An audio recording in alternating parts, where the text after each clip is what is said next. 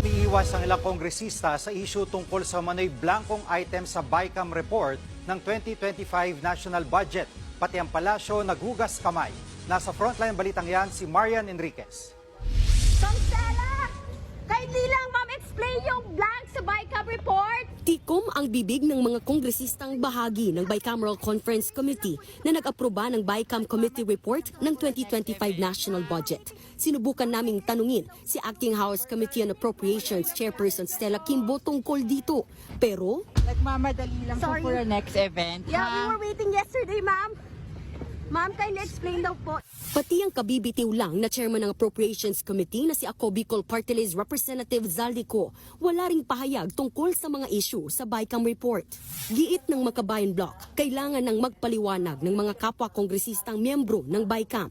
Hindi rin daw sila nakontento sa paliwanag ng Senado.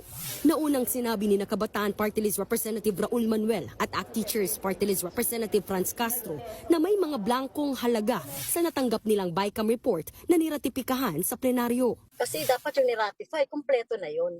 Wala nang babaguhin doon. Pinuna rin ni Manuel ang sinabi ni Senate President Cheese Escudero na otorisado ang mga Committee on Appropriations at Finance na mag-correct at magpuno o maglagay ng mga posibleng nakaligtaan sa BICAM report.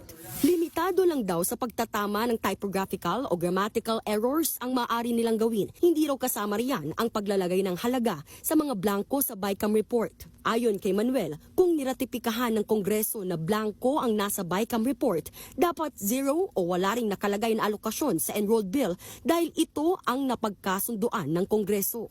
Ngayon, nagiging issue ito dahil bigla nagkaroon na ng amounts. No? Kasi kung papalampasin natin to, baka yung mga susunod na BICAM report, di pwede pala mas marami pa yung blanco. Halimbawa, sa BICAM report na natanggap ng mga kongresista, blanko ang halaga ng National Irrigation Administration at Philippine Coconut Authority. Pero sa General Appropriations Act na pirmado ng Pangulo, may nakalagay na 56 billion pesos para sa NIA at 889 million pesos para sa PCA.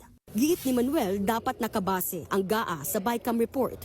Ayon naman kay House Deputy Majority Leader Paulo Ortega, pamumulitika lang ang paglalabas ng issue tungkol sa mga blanko sa BICAM report.